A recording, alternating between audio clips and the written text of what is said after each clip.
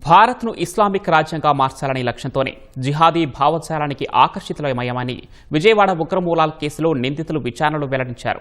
దీనికి మద్దతుగానే సామాజిక మాధ్యమాల్లో పోస్టులు పెట్టామని తెలిపారు. 5 రోజుల కస్టడీలో భాగంగా 3వ రోజు నిందితులను ఎన్ఐఏ, ఐబీతో పాటు నగర పోలీసులు విచారించారు. రహంతుల్లా షరీఫ్, మహ్మద్ డానిష్, మీర్జా సోహెల్ బేగ్, సైదా బేగం, అబ్దుల్ సలాంను అనేక ప్రశ్నలు అడిగారు. విదేశాల్లోని హ్యాండ్లర్ల ఆదేశాల మేరకే పనిచేసినట్లు వెల్లడించారు. సామాజిక మాధ్యమాల ద్వారానే విదేశీ హ్యాండ్లర్ షుకూర్ పరిచయమయ్యాడని విజయవాడకు చెందిన రహంతుల్లా చెప్పినట్లు తెలిసింది. అతని ఆదేశాలతోనే షాద్మన్ దిల్కష్, సైదా బేగం కలిసినట్లు చెప్పాడు. బెనెక్స్ గ్రూప్నకు చెందిన అజ్మానుల్లా ఖాన్, లక్కీ అహ్మద్, ఆసిఫ్ అలీ, జీషాన్, అబ్దుల్ సలాం పరిచయమయ్యారని వివరించాడు. ఇస్లామిక్ దేశాలకు చెందిన ఉగ్రవాదుల ఇన్స్టాగ్రామ్ ఐటీలను ఫాలో అవుతున్నట్లు నిందితులు వెల్లడించారు.